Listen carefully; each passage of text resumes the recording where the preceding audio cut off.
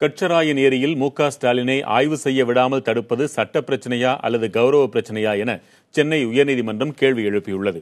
ஸ்டாலினுக்கு அனுமதி மறுக்கப்பட்டது தொடர்பாக திமுகவின் சட்டப்பிரிவு செயலாளர் கிரிராஜன் தொடுத்த வழக்கு நீதிபதி எம். துரைசாமி முன் இன்று விசாரணைக்கு வந்தது. அப்போது ஸ்டாலின் மிகப்பெரிய கூட்டத்தோடு வருவதால் சட்டம் ஒழுங்கு பாதிக்கப்பட்டுவிடக்கூடாது என்பதாலேயே கைது செய்யப்பட்டதாக அரசு கூடுதல் தலைமை வழக்கறிஞர் தெரிவித்தார். அப்போது குறுக்கிட்ட நீதிபதி, தனிநபர் எந்த பகுதிக்கு செல்லவும் தடை விதிக்கக்கூடாது என்றும், அனுமதி வாங்க வேண்டும் என்றால் அது தடை செய்யப்பட்ட பகுதியாகத்தான் இருக்க வேண்டும் என்றும் நீதிபதி தெரிவித்தார்.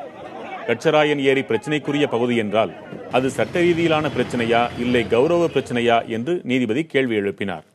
வரும் 3 மற்றும் 4ஆம் தேதிகளில் ஏரியை மு.க. ஸ்டாலின் பார்வையிட அனுமதி வழங்க உத்தரவிட வேண்டும் என திமுக தரப்பு வழக்கறிஞர் வேண்டுகோள் விடுத்திருந்தார். இதுகுறித்து பதிலளிக்க அரசு வழக்கறிஞர் கால அவகாசம் கோரிய நிலையில் வரும் வியாழக்கிழமைக்குள் பதிலளிக்க வேண்டும் என உத்தரவிட்ட நீதிபதி விசாரணையை வரும் 4ஆம் தேதிக்கு ஒத்திவைத்து உத்தரவிட்டார்.